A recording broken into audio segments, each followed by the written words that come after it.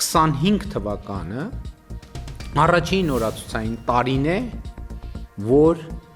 Ադրբեջանի հետ փոխհրաձգության հետևանքով չենք ունեցել զոհեր եւ վիրավորներ։ Պատկերացնում եք։ Խաղաղություն է Հայաստանի ու Ադրբեջանի միջև։ Եվս մեկ անգամ այսօր առավոտյան քաղաքացիներին հիշեցրել է վարչապետ Նիկոլ Փաշինյանը։ Նա սուր քննադատել է խորհրդարանական ընտրություններում իր գլխավոր հակառակորդներին՝ Բարգավաճ Հայաստան կուսակցության նախագահ Գագիկ Ծառուկյանին, Ուժեղ Հայաստան կուսակցության ղեկավար ազգային բարերար տնային կալանքում գտնվող Սամվել Կարապետյանին եւ երկրորդ նախագահ Ռոբերտ Քոչարյանին։ Ըստ Նիկոլ Փաշինյանի 1994-ից մինչև վերջերս Հայաստանը ոչ թե խաղաղություն է ունեցել, այլ պատերազմի հետաձգում, որի համար վճարել է անկախությամբ, ինքնիշխանությամբ եւ տնտեսական զարգացմամբ։ Եվ ուրեմն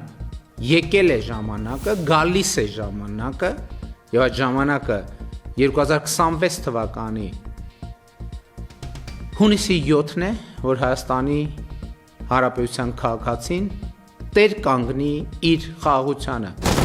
Հայաստանի վարչապետին դիմախոսները բազմիցս հիշեցրել են, որ Նիկոլ Փաշինյանի իշխանության ժամանակ են տեղի ունեցել ամենամեծ 3 ռազմական գործողությունները Հայաստանի ու Արցախի դեմ, ինչի հետևանքով զոհվել են հազարավոր զինվորներ, Արցախը հայաթափվել ու ամբողջությամբ հանձնվել է Ադրբեջանին, մինչև հիմա Ադրբեջանի բանտերում տառապում են հայ գերիները, տասնյակ անհետ կորածների մասին չկան որևէ տեղեկություններ, հակառակորդը օկուպացված է պահում Հայաստանի ինքնիշխան տարածքները։ Միայն ջերմուկում Ադրբեջանը զավթել է Երևանի չափ տարածք։